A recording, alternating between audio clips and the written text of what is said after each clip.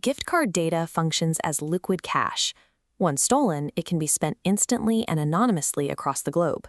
This liquidity makes the systems managing these cards a relentless, high-value target for sophisticated fraud networks. Defending this digital value requires adherence to PCI DSS version 4.0, the global security framework that governs every aspect of payment data handling. Traditional security models relied on physical isolation, using reinforced data centers and on-site guards. Ogloba, however, processes millions of transactions through an infrastructure built entirely on AWS cloud services. The security challenge here is to replicate the protection of a physical vault using only virtual components, meeting rigorous compliance standards without a single on-site server. Securing a cloud environment involves a layered interrogation of every packet of data, filtering traffic from the public internet down to the core databases. In Ogloba's architecture, the internet first contacts the DMZ front zone. Traffic here passes through the AWS Web Application Firewall, the primary filter neutralizing attacks like SQL injection, cross-site scripting, and botnets.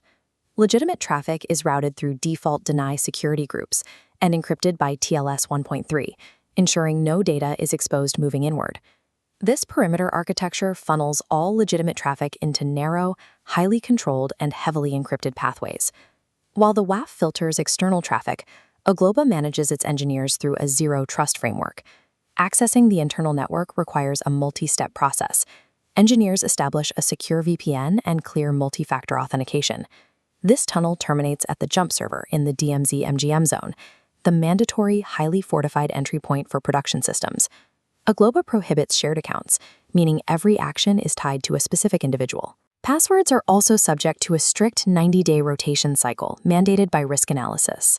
Treating internal access with the same scrutiny as external traffic minimizes the risk of a single hijacked credential compromising the entire platform. The center of the architecture houses the primary Oracle databases, located in the highly restricted internal core zone. To minimize risk, Ogloba refuses to store high-value targets like CVVs or personal identity data.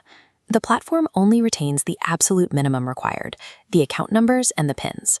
This data is secured at rest using AES 256 encryption, with keys managed through the AWS Key Management Service. The system enforces dual-custodian control for key management. No single employee can rotate or access encryption keys in isolation.